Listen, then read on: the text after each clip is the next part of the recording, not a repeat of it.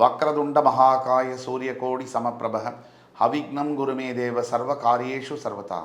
தென்னாட்டுடைய சிவனை போற்றி, என் நாட்டவர்க்கும் இறைவா போற்றி. அன்பர்களே, நண்பர்களே, மற்றொரு புதிய வீடியோவில் உங்கள் அத்துணை பேரையும் சந்திப்பதில் மிக்க மகிழ்ச்சி கொள்கிறேன். இன்றைக்கி நம்ம பார்க்க போகிறது மிதுன ராசி. மிதுன ராசிக்கு பல ஸ்பெஷாலிட்டிஸ் உண்டு. அதில் முக்கியமான ஒரு ஸ்பெஷாலிட்டி, அதிகமாக 12 ராசிகளில் ஏமாறுவது என்பது மிதுன ராசி தான். இதில் எந்த மாற்று கருத்தும் தேவையில்லை. உங்களை விட நீங்கள் நினச்சிக்குவீங்க உங்களுக்கு எல்லாமே தெரியும்னு சொல்லிட்டு. அதுதான் உங்களோட ப்ராப்ளமே. நிறைய ஈகோ கூட சமயத்தில் வரும். அதுதான் பெரிய பிரச்சனைங்க. கொஞ்சம் கலட்டி வச்சுருங்க மனசில் இருக்கிற தேவையில்லாத எண்ணங்கள்லாம். அது ரொம்ப உங்களுக்கு உதவி பண்ணும் வாழ்க்கையில். முக்கியமான ஒரு பாயிண்ட் என்னன்னு கேட்டிங்கன்னா, நண்பர்களால் ஏமாறுவது, சொந்தக்காரர்களால் ஏமாறுவது, உறவுகள்கிட்ட ரொம்ப பாசம் வச்சு பந்தம் வச்சு எதிர்பார்த்து ஏமாறுவது உங்களுக்கு வாழ்க்கையில் மிகப்பெரிய ஒரு சுலபமான விஷயம். எல்லார்கிட்டையும் ஏமாறுவீங்க. ஸோ அதுக்கு மேலே இன்னொரு விஷயம் என்னென்னா, நிறைய வாக்கு திறமை இருக்கும் உங்களுக்கு, நிறைய பேச்சு திறமை இருக்கும். அந்த பேச்சினால் எல்லாத்தையும் சாதிச்சிடலான்னு நினைப்பீங்க. அது அப்படி அல்ல. பேச்சினால் சாதிக்க முடியும், ஆனால் எல்லாத்தையும் சாதிக்க முடியுமா, எப்போவுமே சாதிக்க முடியுமா அப்படின்னு கேட்டால் இல்லை. சில நேரங்களில் சில இடங்களில் நீங்கள் பேசக்கூடிய பேச்சினால் நமக்கு வெற்றி கிடைக்கும். பல நேரங்களில் நம்மளுடைய அமைதியே நமக்கு வெற்றியை தேடித்தரும். இந்த பாயிண்ட்டை மட்டும் மறந்துடாதீங்க. ஆக மிதுன ராசி நண்பர்களை பார்த்தீங்கன்னு சொன்னால், மிதுன ராசியில் 3 நட்சத்திரங்கள் வரும், எல்லா ராசியும் போல். மிருகசீரிடம், திருவாதிரை, புனர்பூசம். இதில் மிருகசீரிடம் என்பது செவ்வாய் பகவானுடைய நட்சத்திரம். உங்களுடைய பரம எதிரி, அதாவது ருணரோகஸ்தானத்துக்கு அதிபதி, உங்களுடைய 11ஆம் இடத்துக்கு அதிபதியும் கூட அவருடைய நட்சத்திரம் வரும். 2 பாதங்கள். அதுக்கப்புறம் நீங்கள் பார்த்தீங்கன்னு சொன்னால் திருவாதிரை நட்சத்திரம் 1, 2, 3, 4 பாதங்கள் வரும். அதற்கு பிறகு ராகு பகவானுடைய திருவாதிரை நட்சத்திரம் முடிஞ்ச பிறகு புனர்பூச நட்சத்திரம் குருவுடைய நட்சத்திரம், அது ஒரு 3 பாதங்கள் வரும். 1, 2, 3, மொத்தம் 9 பாதங்கள். மிருகசீரிடம் 2, திருவாதிரை 4, 6, 3 பாதங்கள், புனர்பூசம், மொத்தம் 9 பாதங்கள் அடங்கிய ராசி உங்கள் ராசி. செவ்வாய் ராகு குரு பகவானுடைய சம்பந்தம் புதனுடைய வீட்டில். இப்போது மிருகசீரிடம் நட்சத்திரத்தில் பிறகுறாங்கன்னு வச்சுக்கோங்க. சராசரியாக பாதி செவ்வாய் தசை கிட்டத்தட்ட ஒரு 3.5 வருஷம். அதற்கு பிறகு ராகு தசை ஒரு 18 வருஷம், 21.5 வருஷம். அதற்கு பிறகு குரு தசை ஒரு 3 வருஷம் எடுத்திங்கன்னா, 3 பாதம் எடுத்திங்கன்னா 12 வருஷம். அதில் 6 வருஷமாக இருக்கலாம், 12 வருஷமாக இருக்கலாம், எது வேணா இருக்கலாம். ஸோ இது மாதிரி ஒரு 3, ஒரு 18, ஒரு 12, 18, 12, 30, 33, கிட்டத்தட்ட ஒரு 35, 36 வயசு, 38 ஆண்டுகளுக்கு பிறகு நீங்கள் உங்களுடைய வாழ்க்கையில் சனி திசை என்பது சராசரியாக வரும். இப்படி கிட்டத்தட்ட 38 ஆண்டுகளுக்கு பிறகு வரக்கூடிய சனி திசை, சராசரியாக 38லேருந்து 50 வயசு, 52 வயசுக்குள்ளே வரும் சனி திசை. சனி திசை சரியாக 19 ஆண்டுகள் அனுசரிக்கணும். இப்போ 19 ஆண்டுகள் வரக்கூடிய சனி திசை. முதல்ல சனி பகவான் உங்களுக்கு யார்? 8 மற்றும் 9ஆம் இடத்திற்கு அதிபதி. 8 என்பது அஷ்டமஸ்தானம், 9 என்பது பாக்யஸ்தானம். இது 2த்துக்குமே உங்களுக்கு சனி பகவான் தான் அதிபதி. உங்களுடைய பூர்வ புண்ணியஸ்தானம் அப்படின்னு சொல்லக்கூடிய துலாம் ராசியில் இந்த சனி பகவான் உச்சம் பெறுவார். இதுதான் எடுத்துக்க வேண்டிய பாயிண்ட். மிதுன ராசி மிதுன லக்னத்திற்கு சனி பகவானை பொறுத்த வரைக்கும் கிளியராக கிளாரிஃபை பண்ணுறேன், அவர் உங்களுக்கு ஒரு ராஜ யோகாதிபதி. மிதுன ராசி மிதுன லக்னத்துக்கு சனி பகவான் செய்யக்கூடிய பலன்கள் 180% நல்ல பலன்களாகவே இருக்கும். என்ன சார் சொல்கிறீங்க? அஷ்டம சனியினால் நாங்கள் பட்ட அவஸ்தை 2.5 வருஷம் எங்களுக்கு தானே சார் தெரியும். கரெக்டு தான். நான் பல தொலைக்காட்சியில் கூட சொல்லியிருக்கேன். அஷ்டம சனி முடிஞ்சு டிசம்பர் 22ஆம் தேதி சனி பகவான் கும்பராசிக்கு, அதாவது வாக்கிய பஞ்சாங்கப்படி வந்ததுலேருந்தே மிதுன ராசிக்கு இந்த வருஷம் யாருக்கு டாப்பாக இருக்கும்னு கேட்டபோது நான் சொல்லியிருக்கேனே ஜி தொலைக்காட்சியிலேயே, நம்பர் 1 மிதுன ராசி தானே. அதுதான் உண்மை.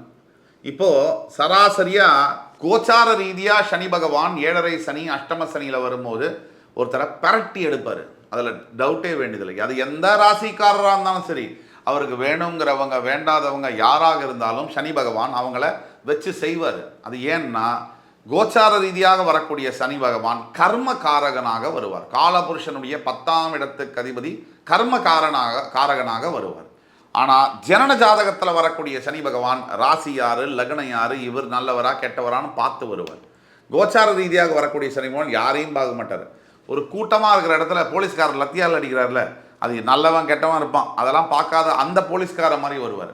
அதே சமயத்தில் ஜனன ஜாதகத்தில் வரும்போது சாதாரணமாக உங்களை கூப்பிட்டு பேசி நீங்கள் நல்லவராக கெட்டவராக இன்வெஸ்டிகேட் பண்ணக்கூடிய ஆளாக வருவார். இதுதான் விஷயம். ஆக அவருக்கு வேண்டப்பட்ட, அதாவது சனி பகவான் உங்களுக்கு மிக மிகவும் நட்பு கிரகம். அப்படிப்பட்ட அமைப்பில் உங்களுக்கு சனி திசை என்பது ஓரளவிற்கு உங்கள் சனி பகவான் ஏதோ ஒரு இடத்துல வக்ரகதி அடைஞ்சு ஏதோ மேஷராசியில் உங்களுக்கு நீச்சம் பெற்றிருந்தாலும் கூட வக்ரகதி ஏதோ ஒரு இடத்துல அடைஞ்சிருந்தாலும் கூட எஸ்பெஷலி உங்களுக்கு கன்னி ராசியில் சனி பகவான் இருக்கும் பொழுதோ கன்னி ராசியில் உங்கள் பிறப்பு ஜாதகத்தில் வக்ரகதி பெறும்பொழுதோ அந்த சனி திசையானது உங்களுக்கு உங்கள் வாழ்க்கையில் நீங்கள் பிச்சைக்காரர் அப்படிங்கிற நிலைமையிலேருந்து பெருமாளாக மாறக்கூடிய அளவிற்கு உங்களை உயர்த்தியே தீருவார்.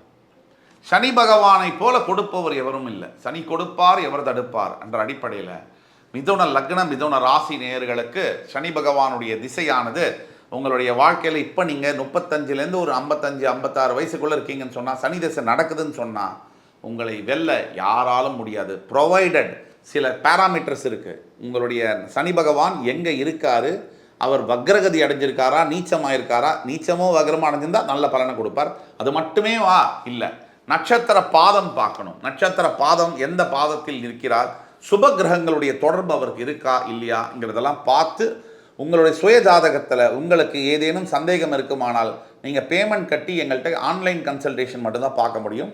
நீங்கள் கீழே கொடுக்கப்பட்ட நம்பரில் வாட்ஸ்அப்பில் தொடர்பு கொண்டு பேமெண்ட் பே பண்ணிவிட்டு எங்கள்கிட்ட வந்தீங்கன்னு சொன்னால் ஆன்லைனில் கன்சல்டேஷன் பண்ணி உங்கள் சுய ஜாதகத்தை பார்த்து துல்லியமாக உங்களுக்கு சொல்ல முடியும்.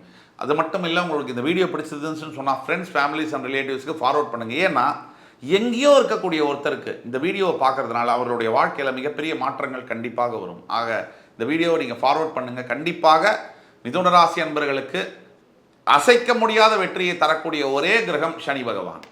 அடுத்தபடியாக இன்றைக்கு உள்ள கிரக சூழ்நிலையை பார்த்தோம்னா சனி பகவான் உங்களுடைய பாக்கியத்திலேயே ஆட்சி பெற்று மூல திரிகோண ஸ்தானத்தில் உங்களோட பாக்யாதிபதி தன்னுடைய பாக்யஸ்தானத்தில் ஆட்சி பெற்று இருக்கிறதுங்கிறது பெரிய யோகம். குறிப்பாக மிதுன ராசி மிதுன லக்ன நண்பர்களுக்கு ரியல் எஸ்டேட் துறை, அரசியல் துறை, organic products, wholesale dealership, metals சம்பந்தப்பட்ட வியாபாரங்கள், நீச்ச தொழில்கள், வியாபாரிகள், அதே மாதிரி ஒரு ஹோட்டல் பிஸ்னஸ், இதெல்லாம் செய்யக்கூடிய அத்துணை மிதுன லக்ன மிதுன ராசி அன்பர்களுக்கும் நல்ல காலம். 23 டிசம்பர் 2023 பிறந்தாச்சு. இது உங்களுக்கு எவ்வளோ அளவுக்கு வேலை செய்யும், இல்லை வேலை செய்யுமா, செய்யவே செய்யாதா, செஞ்சால் எந்த அளவுக்கு வேலை செய்யுங்கிறது உங்களோட பிறப்பு ஜாதகத்தை பொறுத்தது. இதுதான் பிறப்பு ஜாதகம் என்பது கார் மாதிரி, இப்போ இருக்கக்கூடிய பிளானட் பொசிஷன் என்பது பெட்ரோல் மாதிரி, ரெண்டும் சேர்ந்தா தான் வண்டி ஓடும். ரெண்டையும் பார்த்து தான் உங்களுக்கான வாழ்க்கை எப்படியாக இருக்கும் என்பதை சொல்ல முடியும். அதே மாதிரி உங்களுக்கு எதிர்காலத்தில் வரக்கூடிய வாழ்க்கை மறுக்க முடியாத வெற்றியை தரும் சனி திசையானது, மறுக்கவே முடியாது. இன்னைக்கு பாக்யஸ்தானத்தில் இருக்கக்கூடிய சனி பகவான், 10ஆம் இடத்தில் இருக்கக்கூடிய ராகு, உங்களுடைய 11ஆம் இடத்தில் இருக்கக்கூடிய குரு பகவான் உங்களுடைய 12ஆம் வீட்டுக்கு மாறப்போகிறார். மிதுன லக்னம் மிதுன ராசியை பொறுத்த வரைக்கும் குரு பகவான் என்பவர் கெட்டு போகணும். உங்களுக்கு அவர் கெட்டவர். கெட்டவன் கெட்டிடில் கிட்டிடும் ராஜயோகம், இதுதான் உங்களுக்கு அப்ளிகபிள். உங்களுடைய 7ஆம் அதிபதி மாரக பாதக ஸ்தானாதிபதி அவர். ஏன்னா உபயராசிகளுக்கு 7ஆம் இடம் என்பது மாரகம் மற்றும் பாதகஸ்தானம் ஆகும். அப்படி வரும்பொழுது உங்களுக்கு குரு பகவான் தவறி கூட உங்களுக்கு நல்லதை பண்ண முடியாது அவரால். நீங்கள் ஊருக்கெல்லாம் குரு குரு குருன்னு சொல்கிறாங்களே, நமக்கு ஏன் குருன்னா அந்த குரு தசை உங்களுக்கு வந்ததுன்னா ஒரு அளவுக்கு உங்களை ஒன்றும் இல்லாத பண்ணிடும். அந்த அளவுக்கு குரு தசை உங்களை ப்ராப்ளமேட்டிக்கான தசை. இதை நீங்கள் நினைவில் வச்சுக்கணும். அப்போ குரு பகவான் உங்களுக்கு நல்லது பண்ணுவாருன்னு நீங்கள் பொதுப்படையாக பொதுவாக நினச்சிங்கன்னு சொன்னால் அது நல்லதில்லை. அதே குரு உங்களுடைய லக்னாதிபதி புதனை பார்க்கும் பொழுதும் கூட உங்களுக்கு நல்லதை பண்ண மாட்டார். அதே குரு உங்கள் ஜாதகத்தில் இருக்கக்கூடிய சனி பகவானை பார்க்கும் பொழுது நல்ல பலனை செய்வார். இதில் இவ்வளோ சூட்சமும் இருக்குது. அதாவது குரு உங்களுடைய புதனை பார்க்கும் பொழுது நல்லதை செய்ய மாட்டார். அதே குரு உங்களுடைய ஜாதகத்தில் இருக்கக்கூடிய சனியை பார்க்கும்போது மிகுந்த நல்ல பலன்களை தருவார். தனிப்பட்ட ஜாதகத்தில் ஒரு 1,00,000 பேராமீட்டர்ஸ் இருக்குது, 1,00,000 விஷயம் இருக்குது. அதை ஒழுங்காக பார்த்து ஒரு ஜாதகத்தில் ஒரு கிரகம் லக்னத்திலிருந்து எத்தனாவது பாவத்தில் இருக்குது, ராசியிலிருந்து எத்தனாவது பாவத்தில் இருக்குது, அந்த பாவத்தின் ஸ்தானம் கொடுத்த அதிபதியுடைய பலன் என்ன, அந்த கிரகம் நட்சத்திர பாதம் எந்த நட்சத்திர பாதத்தில் இருக்குது, அந்த பாத சாராதிபதியுடைய வலு என்ன, இதெல்லாம் வச்சு எந்த சுப கிரகங்கள் அசுப கிரகங்களுடைய பார்வை இருக்குது, நவாம்சம் மற்றும் பாவங்களில் அந்த கிரகத்துடைய நிலைமை என்ன, டிகிரிஸ் எந்த டிகிரிஸில் இருக்குது, ஆட்சி உச்ச வக்ர நீச்சமாக இருக்கா, இது அத்தனையும் வச்சு தான் ஒரு சின்ன பலனை சொல்ல முடியும். நீங்கள் நான் யாரை பற்றியும் தப்பாவோ ரைட்டாவோ பேசுகிறதுக்கு நம்ம ஆள் இல்லை. ஆனால் சரியான தகவல்கள் மக்களிடையே சரியான நேரத்தில் சென்றடைய வேண்டும் என்பது என்னுடைய முயற்சி, அவ்வளவுதான். ஆக என் உயிரினும் மேலான மிதுன லக்ன மிதுன ராசி நேயர்களே, உங்கள் அத்துணை பேருக்கும் வாழ்க்கை கண்டிப்பாக ஒளிமயமாகும். நீங்கள் தவறாமல் ஒவ்வொரு ஞாயிற்றுக்கிழமை தோறும் ஈஸ்வர ஆலயங்களில் பசுமாட்டிற்கு அகத்திக்கீரை கொடுத்து வரவும் உங்கள் வாழ்க்கையில் மிகப்பெரிய மாற்றங்களை நீங்கள் சந்திப்பீர்கள். அதே மாதிரி பிராணிகள், அதாவது 5 அறிவு கொண்ட பிராணிகளுக்கு உங்களால் இயன்ற உணவளிப்பது உங்களுக்கு மிகப்பெரிய அளவில் உயர்த்தும். வாழ்க்கையில் தவறாமல் செய்து வாருங்கள். என் அன்புமிக்க மிதுன ராசி நேயர்களே, உங்கள் அத்துணை பேரையும் மறுபடி சந்திக்கும் வரை உங்களிடமிருந்து விடைபெறுவது உங்கள் சுபாஷ் பாலகிருஷ்ணன். நன்றி, வணக்கம், வாழ்க வளமுடன்.